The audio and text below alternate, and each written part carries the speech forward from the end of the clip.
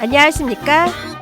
2021년 4월 1일 목요일 장애인 생활신문 읽어주는 뉴스 시작합니다.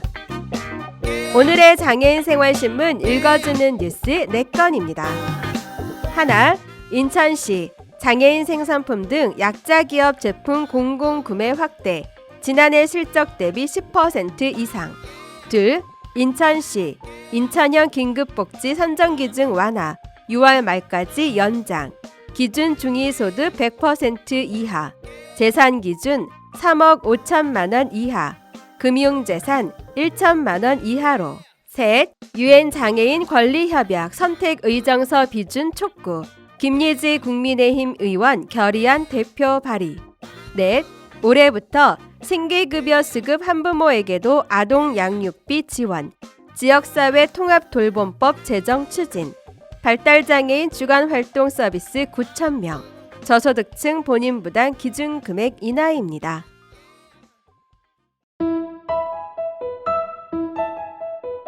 첫 번째 소식입니다.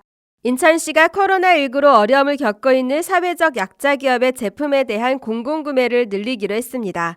인천시, 시장 박남춘, 사회적 약자기업 제품 우선구매 운영 지침을 수립하고 우선구매 목표액을 지난해 실적 대비 10% 이상 늘린 7,231억 원으로 정했다고 밝혔습니다.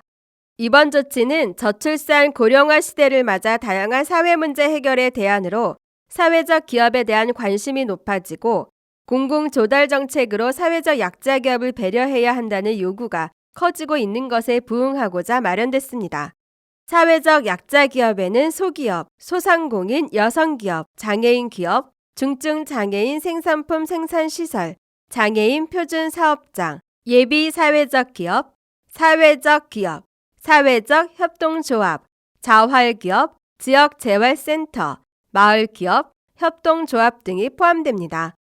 인천시에는 약 1만 2,600여 개의 사회적 약자기업이 있으며 이 중 사무용품, 인쇄, 홍보물, 식품, 생활용품 등 우선구매 대상 품목을 취급하는 업체는 510여 개에 이르는 것으로 파악되고 있습니다. 시는 사회적 약자기업 배려를 위해 2019년 인천시 사회적 가치 증대를 위한 공공조달에 관한 조례를 제정 시행하고 있으며 지난해 3월에는 전국 최초로 공공조달 가이드라인 제정과 계약 통제관 제도를 도입해 사회적 약자기업 제품의 공공구매율을 높이기 위해 노력하고 있습니다. 이러한 노력으로 지난해 2019년 대비 547억 원, 9.1%가 상승한 6,552억 원의 사회적 약자기업 제품 우선구매 실적을 달성한 바 있습니다. 시는 올해 더 강화된 운영 지침을 통해 우선구매 목표액을 지난해 실적보다 10% 이상 높이고 각 부서에서 공공구매 실적을 늘리도록 적극 유도하기로 했습니다.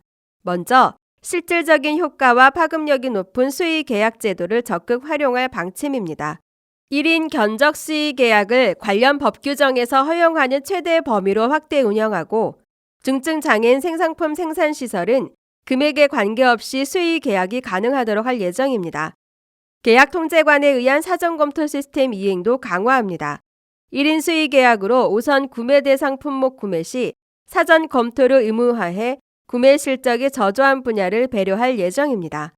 우선 구매 대상 품목으로 사무용품, 인쇄 판촉, 홍보물 등 구매 시 7개 중점관리 대상 사회적 약자기업의 제품 구매를 의무화하고 특정 분야, 업체에 대한 특혜 방지와 편중 문제 해소를 위해 동일 업체에서 연간 5회 이상 구매하지 못하도록 제한할 방침입니다. 또한 나라장터 이용 또는 시설공사 발주 시 사회적 기업 제품을 우선 구매하도록 하고 부서별로 예산 집행 사항을 철저히 관리해 목표의 달성을 유도할 방침입니다. 이 밖에 담당 부서와 관련 단체를 대상으로 지속적인 의견 수렴과 협업을 통해 다양한 분야의 사회적 약자기업을 발굴하고 상생 협력을 위한 제도 개선이 이루어질 수 있도록 노력할 계획입니다. 다음 소식입니다. 인천시 시장 박남춘, 코로나19 장기화 등으로 생계 유지가 곤란하나 현행 법제도로는 지원받기 어려운 저소득 시민에 대한 사회 안정망 강화의 일환으로 인천형 긴급복지의 한시적 완화 기준을 6월 30일까지 추가 연장한다고 밝혔습니다. 완화 기준을 살펴보면 소득 기준의 경우 당초 기준 중위소득 85% 이하에서 100% 이하로 변경됐으며 재산 기준은 당초 1억 8,800만 원 이하에서 3억 5천만 원 이하로, 금융재산은 1천만 원 이하입니다. 인천형 긴급복지는 갑작스러운 위기 사유 발생으로 생계 유지 등이 어려운 가구에 필요한 복지 서비스를 신속하게 지원해 위기 상황에서 벗어날 수 있도록 돕는 인천형 복지제도입니다. 작년 4월부터 올 3월 말까지 코로나19 대응을 위해 선정기준 문턱을 대폭 낮추어 위기 가정을 선제적으로 지원해 사각지대에 놓일 뻔했던 총 5,076가구가 위기 상황을 헤쳐나갈 수 있었습니다. 시는 팬데믹 위기 속 소득 감소, 실직, 폐업 등으로 인한 저소득층 소득 격차 및 사각지대 해소를 위해 이 같은 선정기준 완화 조치를 6월 30일까지로 추가 연장하기로 했습니다. 지역복지계에서는 인천형 긴급복지가 제도권 밖 시민들을 위한 최후의 소득 안전망 역할을 수행하고 있다고 평가하고 있어 이번 추가 연장 조치가 어려운 시민들에게 한 줄기 빛이 되어줄 것으로 기대됩니다. 인천형 긴급복지는 위기사유 발생 및 소득, 재산, 금융재산 기준을 모두 충족하는 시민이면 누구든지 주소지, 군, 구청 및 읍면동 행정복지센터에서 상담 신청할 수 있으며 지원 항목은 생계비 4인 126만 6,900원, 의료비 300만 원 이내, 주거비 4인 64만 3,200원 이내 등입니다. 국민의힘 김예지 의원 비례대표 문화체육관광위원회 유엔 장애인 권리협약 선택의정서 비준 촉구 결의안을 대표 발의했습니다.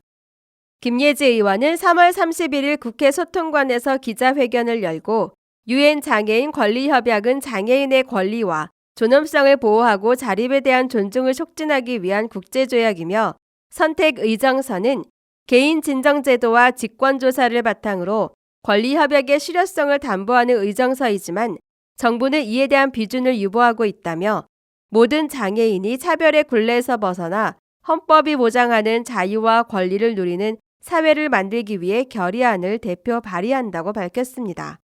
이번 결의안에는 김예지 의원을 비롯해 여야 의원 74명이 공동 발의에 동참했습니다.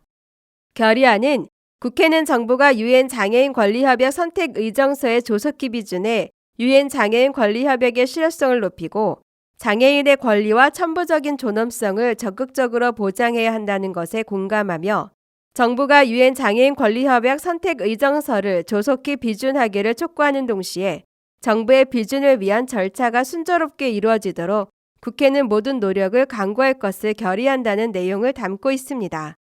비준 촉구 결의안을 대표 발의한 김예지 의원은 대한민국 정부는 2007년 3월 유엔 장애인 권리협약에 서명했고 국회는 2008년 12월 이를 비준하였지만 현재까지 전 세계 96개국이 참여하고 있는 유엔 장애인 권리협약 선택의정서에 대한 서명과 비준은 이루어지지 않고 있는 것이 현실이라며 대한민국 정부가 유엔 장애인 권리협약 선택의정서에 대한 서명을 미뤄온 14년 동안 장애인들 앞에 놓인 현실의 벽은 더욱 견고해졌다고 말했습니다. 실제로 통계청의 발표에 따르면 장애인의 고용률은 34.9%로 전체 인구 고용률의 절반 수준이고 소득은 전체 가구 평균 대비 75%에 머물러 있으며 중증장애인 근로자들은 최저임금법 테두리 밖에서 최저임금의 36% 수준의 저임금을 받으며 일하고 있는 것으로 조사됐습니다. 또한 보건복지부의 발표에 따르면 암, 뇌혈관, 심장 등 3대 질환으로 인한 장애인의 사망률이 비장애인에 비해 4배 이상 높으며 대학교 이상의 교육을 받은 비율 또한 비장애인의 3분의 1 수준에 머물고 있습니다. 김예지 의원은 장애인의 권리란 동정심을 기반으로 한 시혜성 혜택들이 아닌 국민의 한 사람으로서 동등하게 누리고 보장받아야 할 인간으로서의 권리라며 개인 진정 제도와 직권조사 제도의 권한을 모두 인정하는 완전한 선택의정서 비준을 정부에 다시 한번 촉구한다고 강조했습니다. 이어 복지부와 외교부도 선택 의정서의 비준을 추진하겠다고 밝혔으나 실질적인 진전이 없는 상황이라며 결의안이 우리 사회에서 소외되고 배제된 이들에게 또 하나의 희망이 될 수 있도록 국회 통과에 최선의 노력을 다하겠다고 의지를 밝혔습니다. 다음 소식입니다.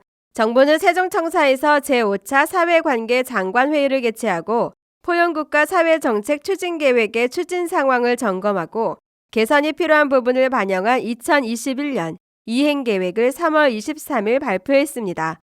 먼저 돌봄 및 배움 영역에선 국공립 유치원과 어린이집을 각 500학급 및 550개소 이상 확충하고 학교와 마을 돌봄 등을 통해 45만 9천 명에게 온종일 돌봄을 제공합니다. 발달장애인 주간활동 서비스 대상 4천 명에서 9천 명을 확대하고 최중증 발달장애인도 전담 돌봄 인력의 도움을 받아 그룹형 주간활동 프로그램 이용이 가능하도록 1인 서비스를 신규 시행합니다. 생계급여 수급 한부모에게도 올해부터 아동 양육비를 지원하고 청년 한부모, 만 25세에서 34세에게 추가 아동 양육비를 신규 지원합니다. 자녀 1인당 지원액은 만 5세 이하 월 10만 원, 만 6세에서 17세가 월 5만 원입니다. 교육비 부담 완화를 위해 고교 무상교육을 전면 실시하고 기초학력 지원을 위한 두드림 학교 운영을 지난해 4,800교에서 올해 5,000개교로 확대합니다.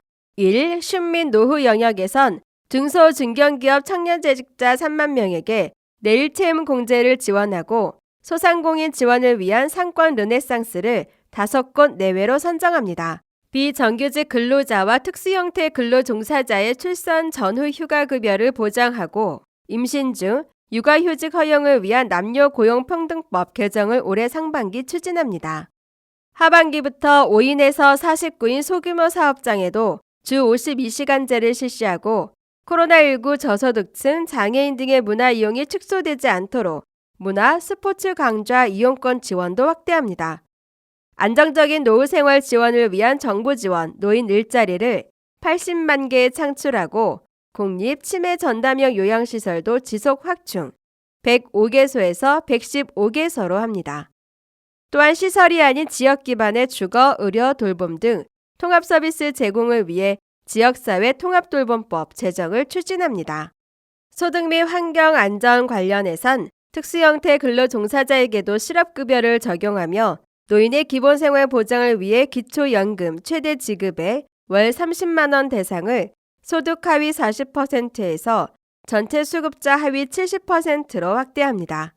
코로나19 대응 과정에서 도출된 보안사항을 반영해 감염병 위기관리 표준 매뉴얼을 개정하고 사회적 거리두기 장기화에 따른 자살 증가 우려를 고려해 노인, 장애인 원격 응급장비 활용 모니터링 강화, 여성 자살 예방 정책 지원단 운영, 고위험금 대상 당사자 동의정 우선 개입하도록 자살예방법 개정 등 대상자별 맞춤형 예방 지원을 강화합니다.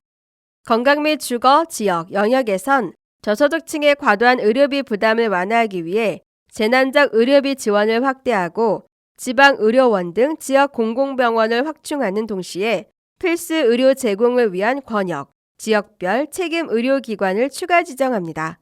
저소득층 본인부담 기준금액 이하의 경우 기초수급자, 차상위, 지난해 100만 원에서 올해 80만 원, 중위소득 50% 이하 지난해 200만 원에서 올해 160만 원으로 각각 인하되며 권역 책임 의료기관은 지난해 12개소에서 올해 15개소로, 지역 책임 의료기관은 지난해 29개소에서 35개소로 확대됩니다. 부모와 주거를 달리하는 20대 미혼 청년에게 주거급여를 분리 지급하고 청년, 신혼부부, 취약계층 등을 대상으로 14만 5천 호를 공급할 계획입니다. 지금까지 장애인생활신문 읽어주는 뉴스를 애청해 주셔서 감사합니다. 장애인생활신문 읽어주는 뉴스 다음 시간에 찾아뵙도록 하겠습니다.